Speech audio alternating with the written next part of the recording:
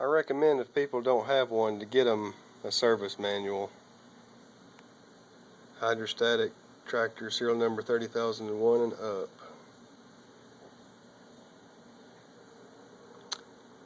SM 2093. And this goes through about everything. I just got through doing the hydrostatic cam and linkage adjustment. And if you go by the service manual, it's not bad at all. It's pretty straightforward. Anyway, you block the rear end of it up on one side. I did this side. And you're going to take a 9/16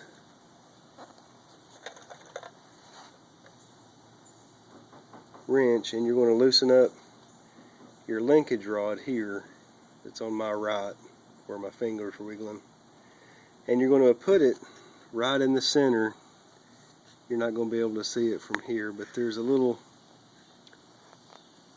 almost like a crosshair type thing down there that's got an end that's supposed to be for neutral. You loosen up your linkage rod and you put your linkage rod right in the center of that neutral mark on the cam. You're going to start your 140 up, you're going to put it in neutral, you're going to idle it, and then you're going to take a 1/2 inch wrench and a 7/8.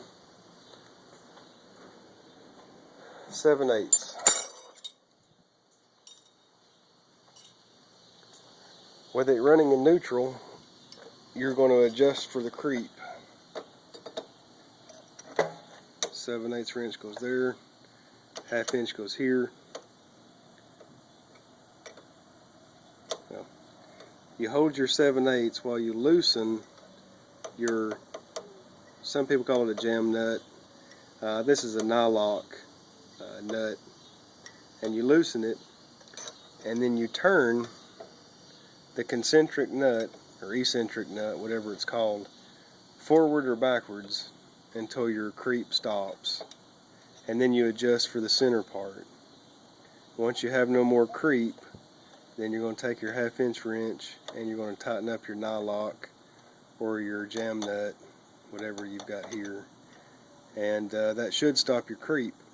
And one thing that I noticed in the service manual, it said to adjust it for all speeds, and sure enough, as soon as I gave it some throttle, and it started creeping again. So again, I loosened my jam nut or nylock nut and turned my 7/8 wrench, concentric or eccentric nut, until the creeping stopped, and then tighten this down. And after that adjustment, it didn't matter how fast you had it revving, it wouldn't creep. And so after 40-something years, you know, it's going to take a good bit of tweaking to get it to quit creeping around so much. And one thing I did notice is once I got the creep adjusted out of it, I put it down on the ground without any blocks or stands, and I put it in reverse, and it would start jerking, like a herky-jerky movement, almost like a belt was slipping or something in reverse. And after about 10 or 15 minutes of head scratching, I found out that I don't know if you can see it in here, but right here, you tighten this down. These are the freewheeling valves, or they're check valves, and you're not supposed to push a hydrostatic tractor around without it running. So if you want to move it around in your shop or something, you tighten down the freewheeling valve, and it compresses those buttons on your check valves and relieves the pressure, and then you can roll your tractor wherever you'd like to. But what I found out is that little, it's like a spring piece of metal, was pushing down on the I don't know what you call those things, the check valves, the little nubs that are sticking up. And that was what was causing the herky-jerky movement. So once I backed off all the way and then took my screwdriver and kind of pressed it up and made sure it wasn't touching the freewheeling valve little nubs that are sticking up, it was fine.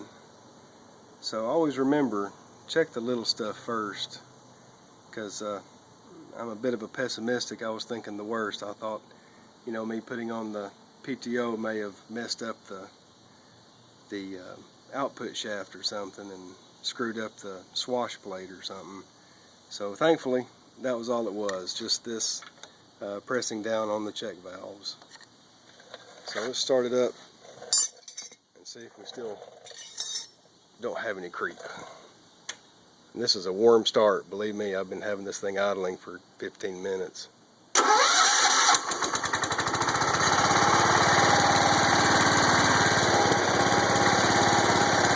So far so good.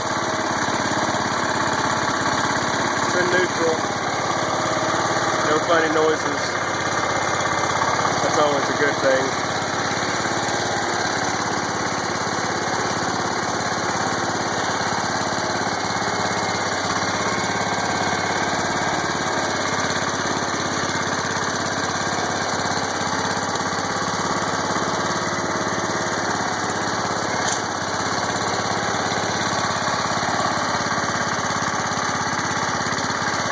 We're good to go.